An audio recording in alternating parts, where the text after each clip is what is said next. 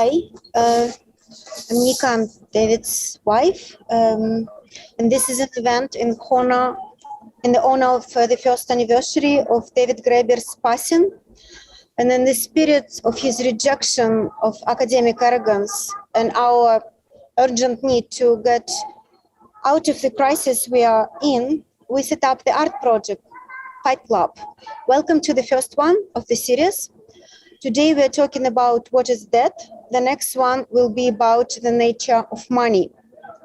David was probably the most famous anthropologist of our times and a best-selling author. Even still, he had a folder in his computer called Nightmare, in which he dumped all bills, bureaucratic papers, invoices, and papers of his academic achievements. He regards the idea of isolated individual as a myth.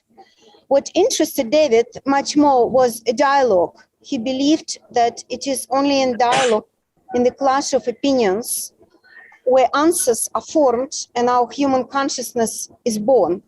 We humans, according to David, are the product of our social relationship. That's why it was so important for him to be involved in a situation in which people think and act collectively. And David Graeber Foundation will follow the same path. So we have several projects lined up, from collective editing of his archive to publishing the anthology of the Fight Club, starting from the first debate between David Graeber and Peter Thiel. As Fight Club official cheerleader, I urge our fighters to be emotional, provocative, and bold, because the questions that we'll discuss concern us all. If enough of us will change the way we think about what debt means, then the social design of our society will change along with this.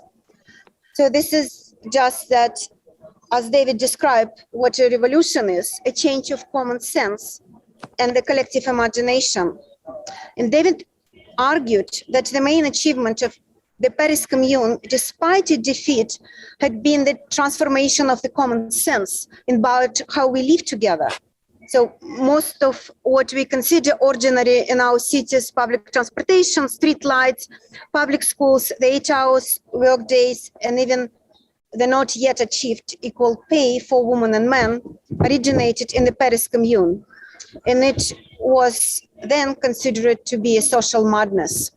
So the same can be said about Occupy, those 10th anniversary we celebrated now, just as we celebrate David's life. Occupy didn't take over any territory, it didn't have leaders in government, but it did change the public discourse. It's become important to talk about equality, poverty, and debt. So after Occupy, we all look at the world differently. Speaking on debt, the position of our fighters today are radically different.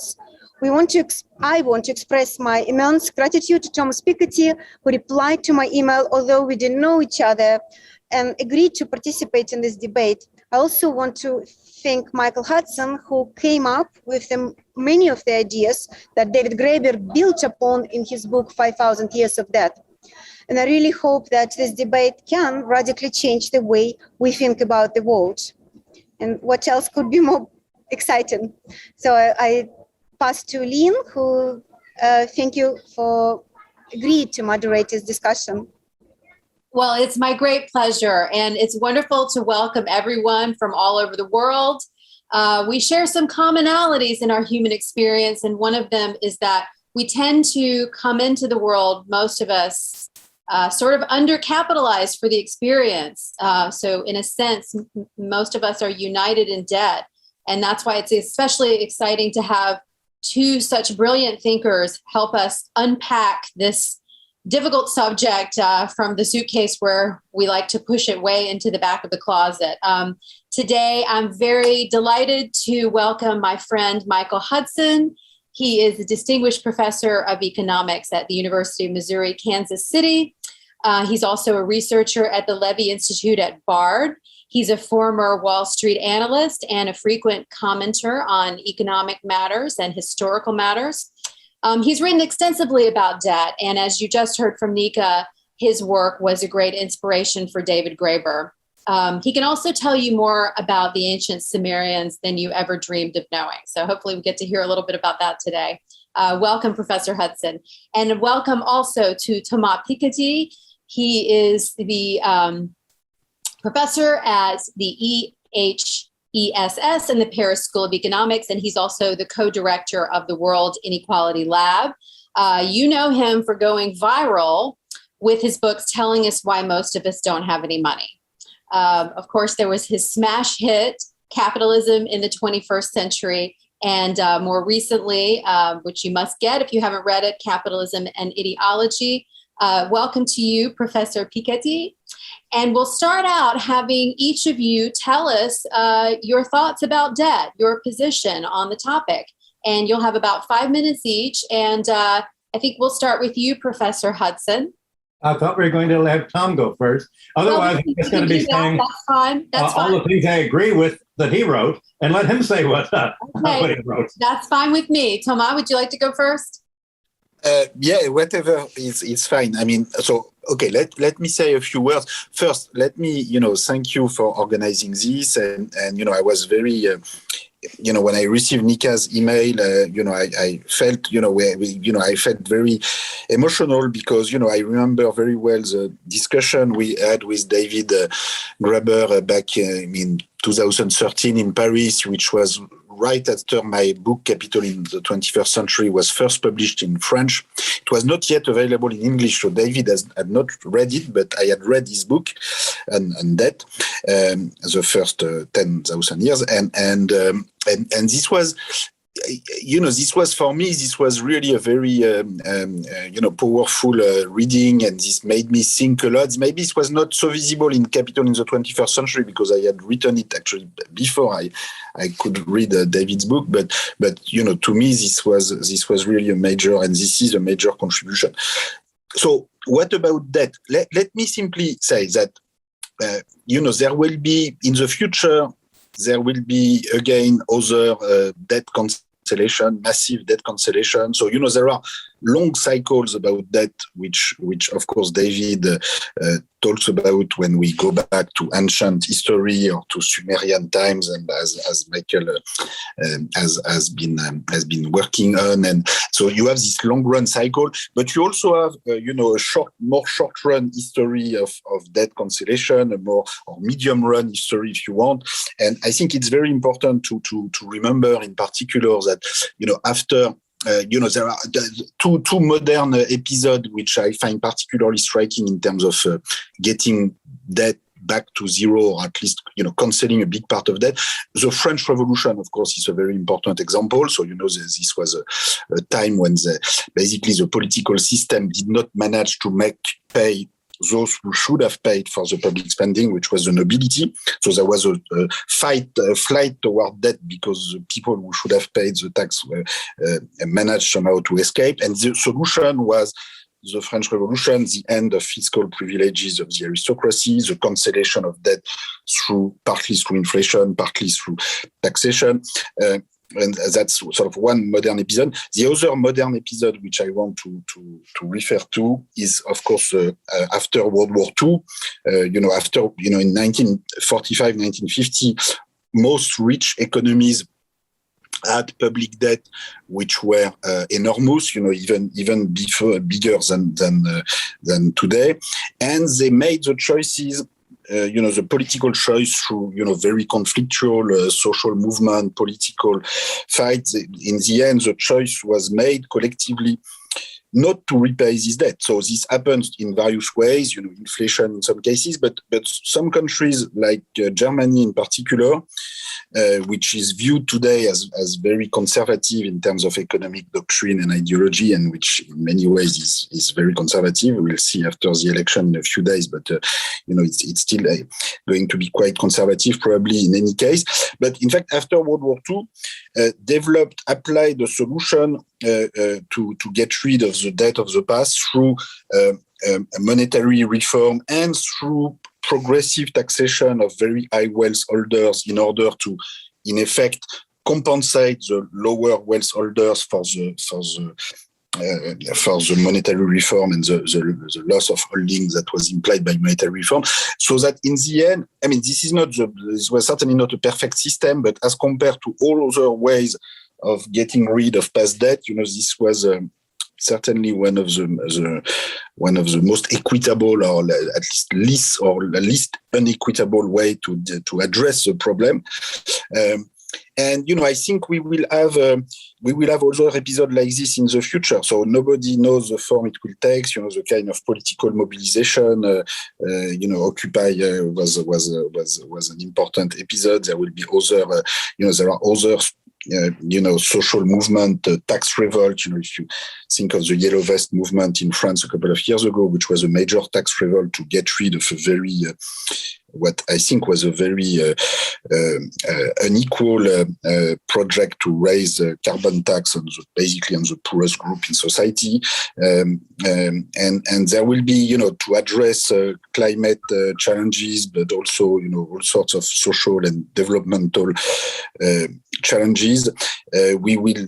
Societies will have to find ways of getting rid of their debt. Right now, we have this illusion that we can just take it on the central bank coffer and forget about it. But I think it will be more conflictual and more less peaceful than this, because it's always a matter in the end of redefining power relation between different social groups. So it cannot be completely peaceful. It involves conflicting social interests. It involves different groups of people with different agenda. And, in many ways, we are in a situation which is not, I think, completely different from the one at the time of the French Revolution, which is that those who should pay have somehow managed to design a legal system and a political system so that they can escape taxation, and at the same time, middle class and lower class people are fed up of paying the bill for them, and so the solution is more and more debt. But at some point, there will have to be something else will have to happen, and I think it will be roughly the same. It will have to be roughly the same solution as what it was, 200 years ago, which is the end of fiscal privileges of a small group in the population that has managed to escape taxation for too long.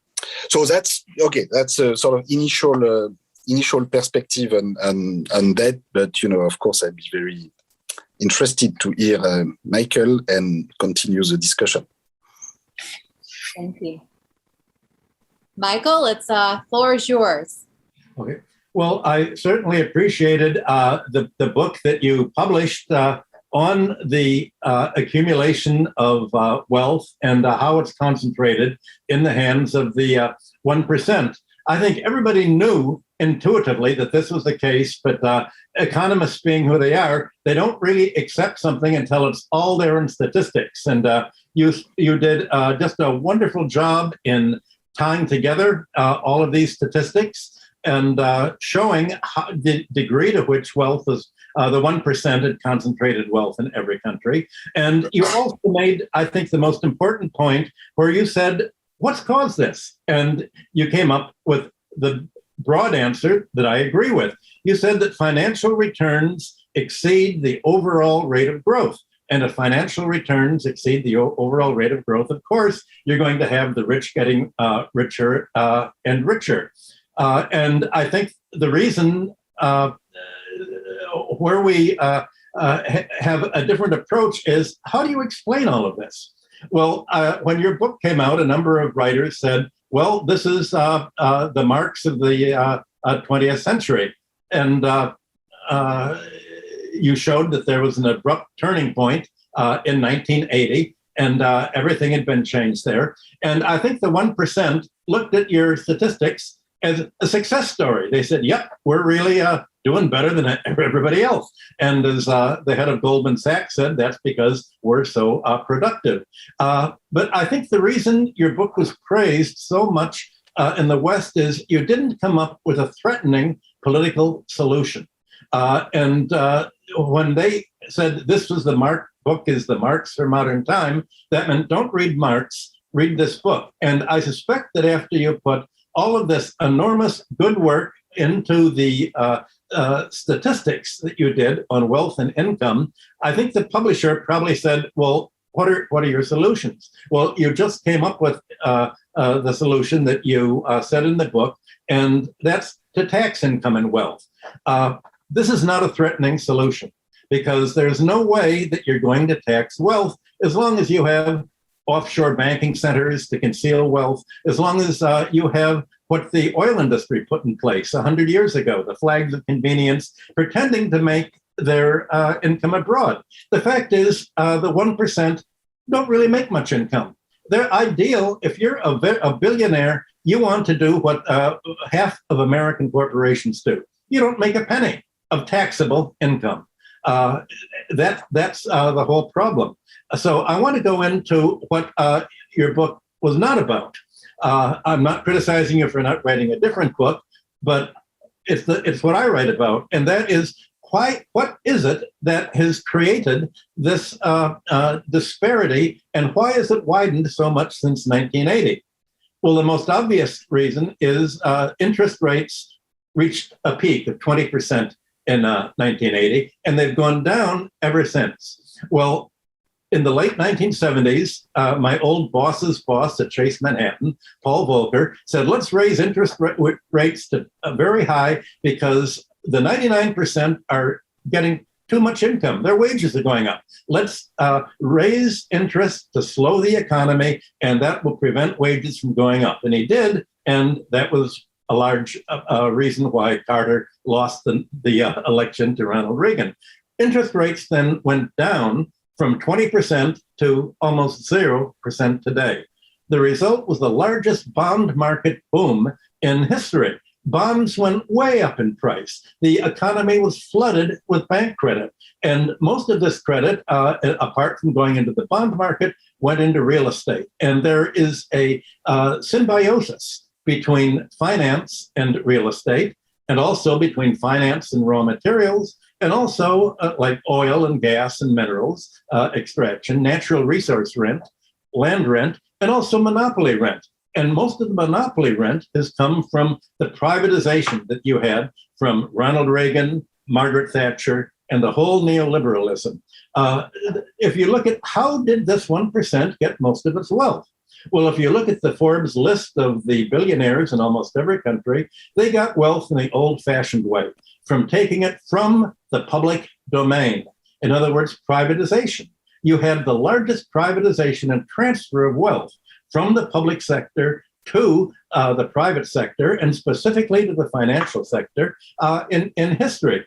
Sell-offs, and all of a sudden, instead of infrastructure, public health, other basic needs being provided at subsidized rates to the population, you have privatized owners financed by the banks raising the rates to whatever rate they can get without any market borrowing power. In the United States, the government is not even allowed to bargain with the pharmaceutical companies for the drug prices. So there's been a huge monopolization, a huge privatization, a huge flooding of the economy with credit, and one person's credit is somebody else's debt. So you've described the 1%'s wealth in the form of savings, but I focus on the other side of the balance sheet. This 1% finds its counterpart in the debts of the 99%. So the 1% has got wealthy by indebting the 99% for housing that has soared in price, 20% just in the last year in the United States, for medical care, for utilities, for education. The economy is being forced increasingly into debt. And how can one solve this? Taxation will not be enough. The only way that you can actually reverse this concentration of wealth is to begin wiping out the debt. If you leave the debt in place of the 99%, then you're going to leave the 1%'s savings all in place. And these savings are largely tax exempt. So basically, I think you left out the government's role in this wealth creation of the 1%. your finance has indeed grown faster than the economy. Finance has absorbed real estate into the finance, insurance, and real estate sector, the fire sector. Finance has absorbed the oil industry, the mining industry, and it's absorbed most of the government. So the financial wealth has spilled over to become essentially the economy's central planner. It's not planned in Washington or Paris or London. It's planned in Wall Street, the City of London, and the Paris Bourse. The economy is being managed financially, and the object of financial management isn't really to make money. It's capital gains. And again, as your statistics point out, capital gains are really what explains the increase in wealth. You don't get rich by saving the income. Rent is for paying interest. Income is for paying interest. You get rich off the government basically subsidizing an enormous increase in the value of stocks, the value of bonds by the central banks, which have been privatized. And the reason that this is occurring is that the largest public utility of all, money creation and banking, is left in private hands, and private banking in the West is very different from what government banking is in, say, China. Government banking would create credit for public uses, for what the economy needs to grow.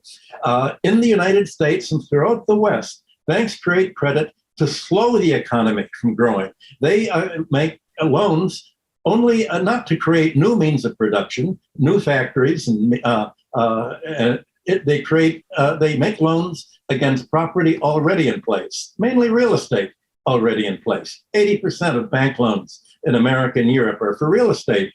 They make loans for corporate takeovers. They make loans to buy other companies. They don't make loans to build new factories, which is what a government money creation in, say, China would do. So as long as you leave banking and credit in private hands, you're going to have banks creating their product, debt. And the more debt they create, the more debt service that the borrowers, the 99%, have to pay the banks in order to obtain a house or an education or medical care or just to break even. And the more money they pay to the financial sector, the less they have to pay for goods and services. So as the economy polarizes between the 1% and the 99%, the economy as a whole shrinks because more and more of its income is spent not on production and consumption, it's spent just on debt service. So my solution is you have to restore banking and credit into public hands to prevent the kind of lending that makes asset price inflation. Secondly, you talked about taxing. Some taxes are more important than others. I don't think that as long as the banks and the financial sector write the tax codes, as long as the government lawmakers are basically employees of the financial sector who finances their political campaigns, you're not going to be able to tax them or to close down the fake transfer pricing that corporations use to pretend not to make money. So you have to tax the source of the money that pays interest to the banks itself. And that source is mainly economic rent. It's land rent. If you would have a tax on the increase in land value, if you'd have a land tax, which is what the whole 19th century was about, Adam Smith, John Stuart Mill, Marx, then if you would not have this increased rent being paid to the financial sector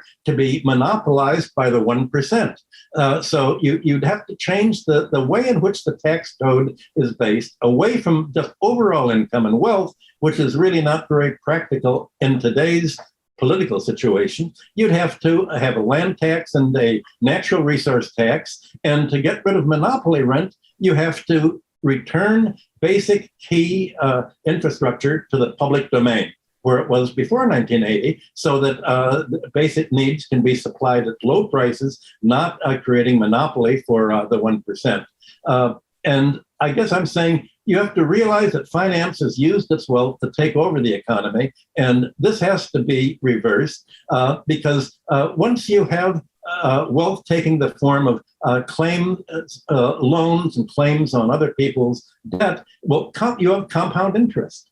Any rate of interest is a doubling time. And compound interest is always going to grow faster than the economy's real growth. And the only way to prevent this isn't simply to lower the interest rate, which you've done today to 0.1%. The only solution is to wipe out the overall debts that are stopping economic growth. And these debts are the savings of the 1%. The good thing about canceling debts is you cancel the savings of the 1%. And as long as you leave these savings in place, there's not going to be a solution. Thank you so much, Michael. And Thomas, feel free to respond to this idea of canceling debt. Yeah, I don't feel we have any major disagreement about everything you just said, Michael. Let me say also regarding my book Capital in the 21st Century. It's a book that has lots of limitation, and I have on many issues. I've tried to make progress since then. So this was written 10 years ago. I wrote Capital and Ideology much more recently, which I think addresses some of the shortcomings. But this is, and still this book has also a lot of limitations. So, I'm trying to make progress all the time. And I certainly don't pretend that all the answers are in one book. And that being said, I think, many things that you've mentioned, I fully agree with that. As I said, the cancellation of debt is very important because, as you very well said, the part of the increase in private wealth at the top was really made through privatization of public assets, increase in public debt. There's one statistic which I stress a lot, which is that if you look at the net wealth of the public sector, the net wealth of the government, so government assets minus government debt, it used to be, in the 1970s, net public wealth was, between 20-30% of total national wealth. So, net private wealth was bigger, was like 70 or 80%, but still net public wealth was 20-30% in Germany, in the US, in France, in Britain, in Japan. So that was, a substantial part of everything there was to own in terms of marketable assets in society belonged to the public domain, say around 1/4 or between 1/4 and 1/3. Today, so, 3-4 decades later, it is close to zero or actually negative in the US or in the UK, in the sense that the public debt is bigger than the public assets because many public assets were privatized and public debt increased. And, in effect, there was a transfer of public wealth to private wealth holders, and that's a very important evolution. Which you see, the most extreme case, of course, will be Russia and post-communist country, where you just transfer all the public wealth and you make oligarchs out of nothing. But in fact, with all countries have had these kind of trajectories over the recent decades. So that's really an important part of the stories that I've been trying to tell. So again, I don't think we have any disagreement on this.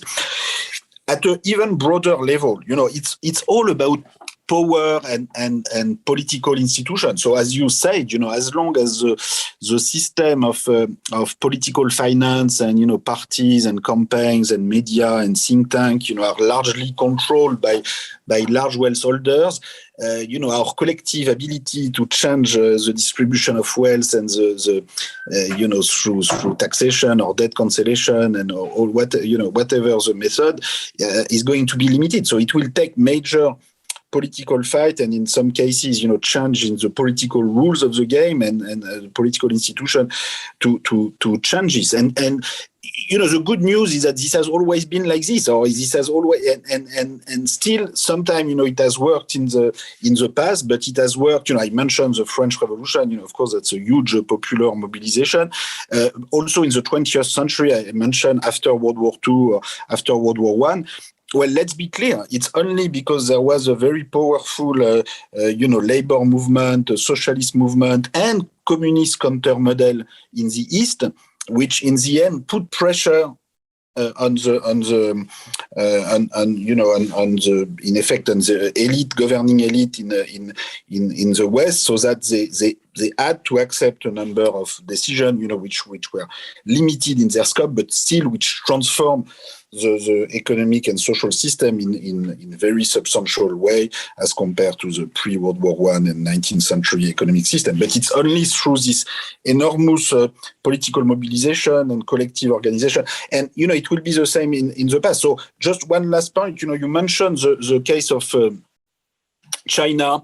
And, I think the Chinese counter model can contribute maybe in the future also to sort of put pressure on the West to change their system. Also at this stage, we are not, the big difference, of course, with the Soviet counter model is that the Soviet counter model, you had a sort of a narrative and a proximity between socialist and communist party and the labor movement, so that in effect, the elite in the West felt threatened by this counter model, and this contributed to reinforce, to some extent, until a certain point, the labor movement in the West. Well, until the final fall of the Soviet Union, which of course reinforced a lot, hyper-capitalist ideology and everything we've seen since then.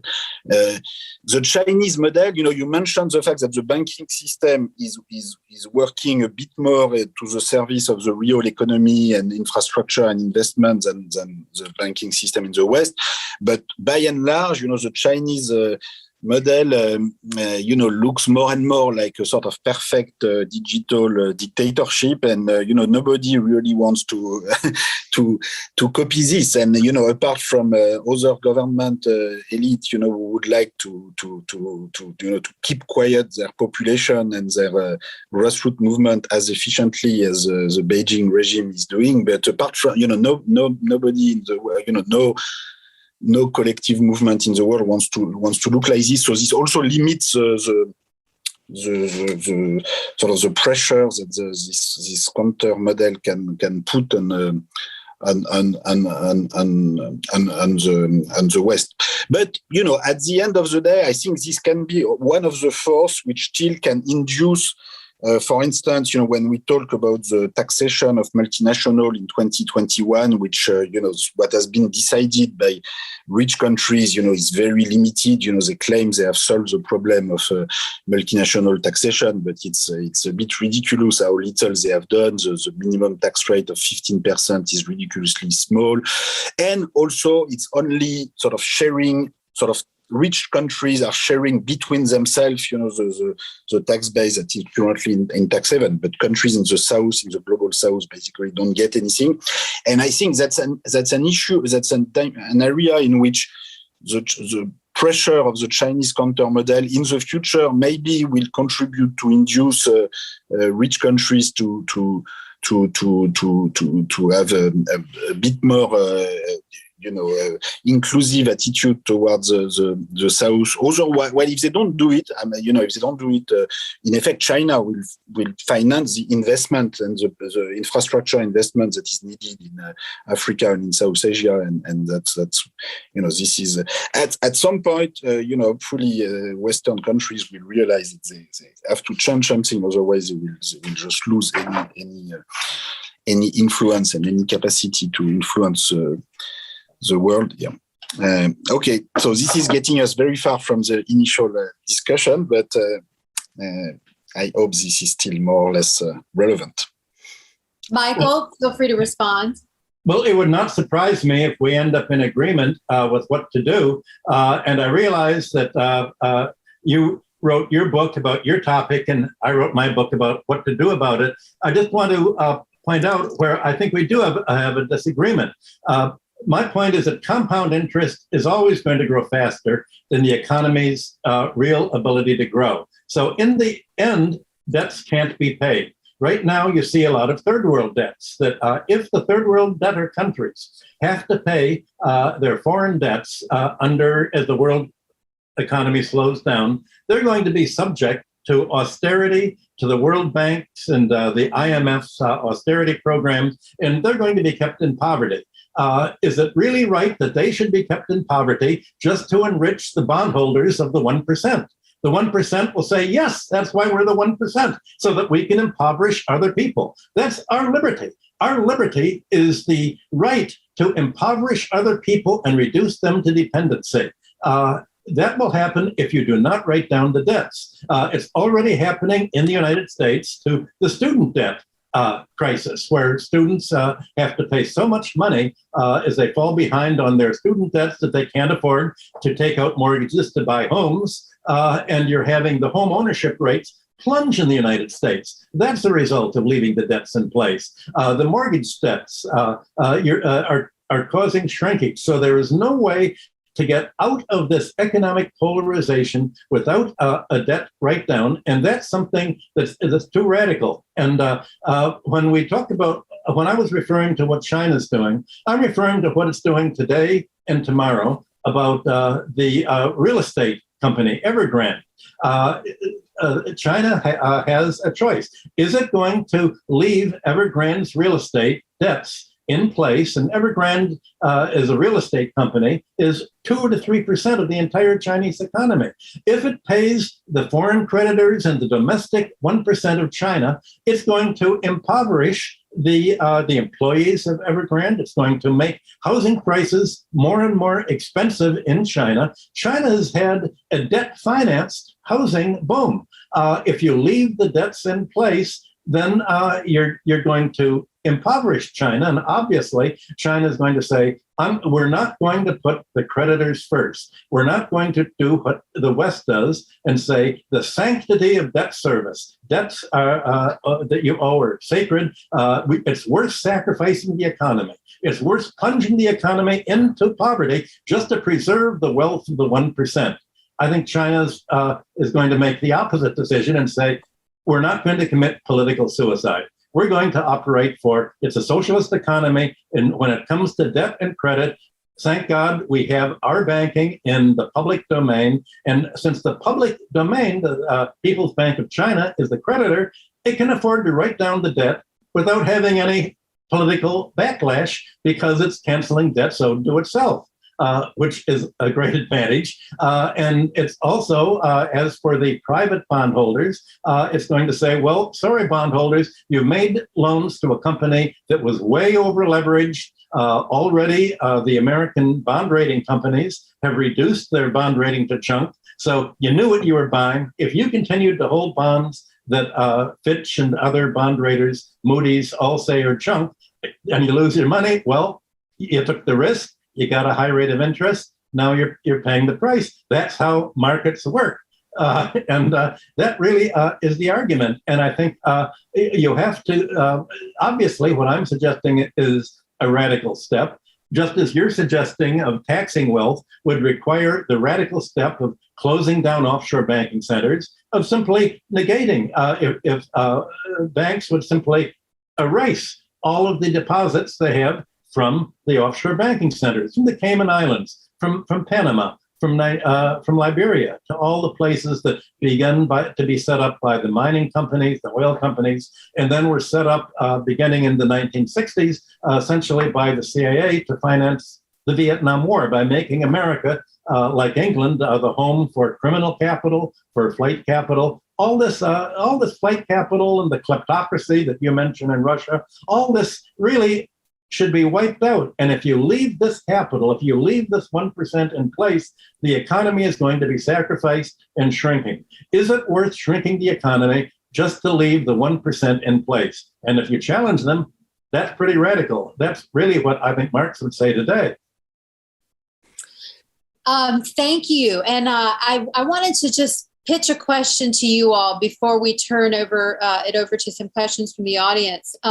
You've both mentioned it's not the elephant in the room, it's sort of the Tyrannosaurus Rex in the room. I think, Thomas, as you put it, those who should pay design the system.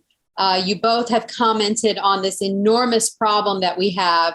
Every time we have good ideas, ranging from just a tiny little tax on the rich, to the more radical ideas that Michael is suggesting, we run up against this Tyrannosaurus Rex. So where do you all see the most effective pressure points coming from right now in terms of getting anything accomplished? on debt? Where is the effective mobilization potentially coming from, or that you see developing now? Maybe let me first say, we need debt cancellation. We need a regular debt cancellation. I don't think at all this is radical or too radical. If anything, I think this is not radical enough, because I think in addition to debt cancellation, we need also to redistribute the assets, to redistribute wealth. And so when I'm talking about taxing wealth, it's also redistributing wealth, so giving wealth to people who don't own anything. So it's not only cancelling their debt, it's also giving them positive ownership rights in companies, in housing. So yeah, I think there's really no disagreement on this. Now, what about the pressures that will come? Well, two things. First, I think the real problem is the system of free capital flow. So the idea is that you can we have created an international legal system where in effect we have an almost sacralized right, you accumulate wealth in a country using the public infrastructures, the education system, the health system of a country, and then you can push on a button, transfer your assets in another jurisdiction, and nobody knows where you are. But there's nothing natural in this system. This was made by a set of international treaties, a particular legal system, and that's just not. So individual countries, I think, have to get rid of that. And so in the case of Europe, you cannot wait for unanimity to get rid of that. So individual countries have to say, okay, I'm not against the circulation of investment and capital goods, but it has to come with common taxation, with common regulation, common rules. This cannot just be like this. You push on a button, we don't know where you are. So this has to go. So some proposals that were made by like Bernie Sanders in the presidential campaign in the US early last year. This seems like ages ago, but this was only 18 months ago. When he said, okay, you can, if you want to escape my federal wealth tax, you can go away, but then you will have to pay a 40% exit tax. You will have to keep 40% of your assets in the US if you want to go out. That's clearly a big change as compared to free capital flow. But that's the kind of change we need to. We need to consider. So how is this going to happen? Well, first we need to realize that the free capital flows treaty agreement, which came a lot actually, in fact, from Europe in the 1980s, but also from Washington, of course. But it was a co-production, if you want. This has to go, and individual countries have to escape that. Other source of change and pressure. I think climate change is going to put a strong pressure in the sense that, I think when people see more and more catastrophic climatic events, I think attitudes toward globalization and attitudes toward inequality in general, can change very quickly, because at some point, I think people will not find it funny at all to have all these billionaires, giving lessons, using their private jet, doing space tourism, etc. At some point, I think nobody is going to find this funny at all, and there can be a very quick and fast, complete change in attitude following this. And I think the Chinese sort of counter model, with all its good and bad, very bad sometimes aspects, can also be a factor of change. Thank you. Michael, would you like to respond to that? Yeah, I don't see a change within the existing system. I guess that makes me radical. Thomas did not mention the main point that he made in his book, which was his number one suggestion was tax inherited wealth, because most wealth is inherited. That's one of the things that he's found. Absolutely right. Great idea. Saint-Simon, the great French economist, had this idea in the very first book he wrote around 1806. It made him very unpopular, and he soon realized that there was no way of doing that. From Saint-Simon on to the entire 19th century of British political and French political economy, they all agreed with Smith and the others, you have to, there's a landlord tax, the 1% in their day were the landlords. You have to tax away the land rent and make that the public tax base, not income, not taxes on consumer goods, not taxes on capital, because you want good capital investment. You want fortunes to be made in a good way. that add to the economy's productivity. You don't want them to be made in a predatory, bad way. The whole fight to tax economic rent and to even recognize that most income is unearned.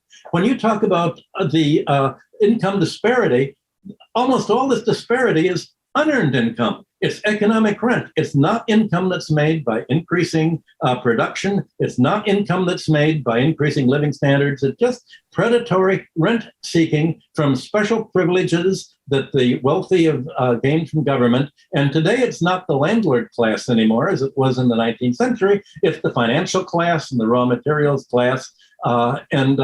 Without dealing with this structure, the system is going to shrink and shrink. And we've seen this before. We saw it in Rome. The same kind of polarization and concentration of wealth in the Roman Empire. Well, the last stage of that is feudalism. So we're back to what Rosa Luxemburg said, the choices between socialism and barbarism, basically. And there's no other way to do it. You can't solve the problems within the existing system because it's controlled already by the 1%. Thank you, Michael. And I'd like to toss out a couple of questions from the audience now. We have a question about energy. One viewer asks, isn't energy as much a source of value as land? Should we have progressive taxes on energy use as well, or instead of land value tax? First of all, land doesn't have any value, nor does energy have any value. We're talking about economic rent. So part of the financial sectors use part of its income to subsidize economic schools and universities to change the vocabulary. Our vocabulary is different from the realistic vocabulary that we had in the 19th century. Land doesn't really have a value. Nature creates it. A value is created by people working and creating it. But nature provides the land, and the public sector's spending on infrastructure creates the rent of location, which increases land prices. Nature provides the oil. So economic rent is what we're talking about. And this economic rent of land and oil and minerals and monopolies belongs in the public domain so that you don't have to have an income tax and excise taxes and value-added taxes on labor and industry. You should tax the rentiers, not labor and industry. That's what a free market meant in the 19th century, and it means inverted. Today, a free market is the right for the rentiers to avoid taxes and shift the entire tax base onto labor and industry, and they do this by twisting around and perverting the English language to get rid of the analytic language that you need to even explain how most income and most wealth is unearned. How about you, Tamad? Do you think that we need to clarify how we talk about and define value? Yeah, well, in the case of energy, first we have to clarify the fact that, there are some sources of energy which create negative value because of global climate change and climate warming and, all the negative external effect of using some energy. So we have to make some of the energy sources just illegal. We have to keep some of the oil in the ground. We have to stop looking for new oil and gas. So, so the solution to some of the energy questions we have is just to make illegal, the use of certain energy and to move to other energy. So that's part of the answer. Now, if we have done that and we deal with energies that don't have the negative, this much bigger negative impact on mankind than their positive productive impact, then redistribution of wealth must be about all forms of wealth, whether it's rent or energy or financial assets or housing, we need to have a permanent circulation of wealth and power. So, that's the way I view, taxation of wealth will be a permanent, progressive tax on net wealth, which in effect, will wipe out all the biggest wealth right away. Say up to 90% tax per year for billionaire. But among there will still be some people who own $100,000, some people who own 1 million or 2 million. But there will be a permanent circulation of wealth holdings within this limited wealth gap that will still exist. And this should be for all forms of wealth, whether it's land or housing or whatever the origin. Thank you. We seem to have quite a number of students in the audience today. So we have a question about student debt and what types of resistance students could make to change the social relationship of debt that they get forced into. Do you have any suggestions on rhetorical points that students need to engage with in order to gain support for a debt jubilee on their debts? Michael, you want to? I wish there were. I don't see any because you have a president of the United States who wrote the law saying that you're not allowed to wipe out student debt as a result of bankruptcy. The American philosophy is the way to prevent a middle class from developing is to keep them basically so deeply indebted that they're afraid they have to go to work. They're afraid to leave their jobs. They can't afford houses. The purpose of student debt is to make them dependent.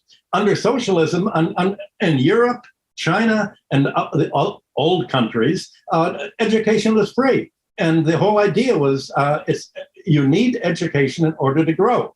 Under the finance capitalist system, and this is not industrial capitalism anymore. This is financial capitalism, very different. You use a basic need as a means of saying your money or your life. If you don't pay us, then you'll just have to forego your education. So the price of getting access to a labor force is to go so deeply into debt that you're going to have to work for a living, and you're going to have to work for what we pay you. There's a class war on, and you got to realize that. And there's very little you can do with students, because if you don't, right now, I guess if you all stop paying the debt, make the government throw 20 million of you in jail, they can't do it. The only thing to do, I guess, would be a strike. But in the meanwhile, they're going to try to go after your credit rating. They're going to try to fight you. You have to back politicians who are willing to change this. And unfortunately, there is no party that's in favor of canceling student debt or any kind of debt in the United States, because the political parties are subsidized by the banking and the financial sector. So I don't see a way out. Thomas? Yeah, well, I agree with Michael that with this government and with this president in the US, it's probably going to be difficult to get a lot going. But and I also agree that the entire political system in the US, in a way, is so corrupt by money and the way campaigns are financed, and the way media also are financed and are biased in the way they cover the different possible candidates. This makes it very difficult. That being said, again, if we go back to 18 months ago, there were candidates in the Democratic primary which. Together, Bernie Sanders, Elizabeth Warren, I don't put them exactly together, of course, but they had a substantial share of the vote. And on the issue of student debt, I think different things could have happened with a different president and a different majority. So I think it's important also to be hopeful and to try to prepare, what will be a more successful coalition or a more successful political campaign in the future. And it's important to always remember that, as Michael was saying, the true source of economic prosperity is not financial capitalism. It is investment in education, investment in the real economy, in infrastructure. And, when in the middle of the 20th century, in the 1950s, 1960s, when the US were in a situation of economic dominance over the rest of the world, it was not through extreme financial inequality. You had 19% top income tax rate after Roosevelt, but you had a big educational advance. as compared to, at that time, you had 90% of a cohort will go to high school in the US in 1950s, 1960s. At the same time, it was 20-30% in Germany or in France. And this was this educational advance which made prosperity historically, and we seem to have forgotten this, in the US following, since the 1980s. But so we have to manage to put this back on this agenda. But that's of course that's not easy. Well, thank you very much to both of our speakers today. I think you've helped open our minds and think about this topic a little more clearly. Even though we're still not exactly sure how to overcome these tremendous forces that are working against us to find solutions that really, at the end of the day, I don't think anything either one of you has said is truly radical in the sense of history. I mean, we have, as human beings, we have approached and confronted these problems before, and there have been good practical solutions that both of you have offered. So I wanted to just turn the floor over to Professor Steve King now. And again, thank you everyone for participating in this conversation today. Thank you for our speakers, and thank you for the audience as well. I'm sorry that there was only 1 hour, so there's been over 70 questions asked. We'd be here for 3 hours trying to answer them, so we took a couple out to make it worthwhile. I think I want to particularly thank Thomas for being part of this debate, because one thing Michael and I've experienced so frequently is that we can't get anybody in the establishment to join into discussions with us outside the establishment, and I really respect you and honour you for doing that. And it also shows the tremendous contribution that David made by being somebody who can talk to everybody, and everybody enjoys talking to David. We hope we can maintain that through the idea of forthcoming debates, and we look forward to seeing you all in the future installments in the Fight Club. So thank you, everybody.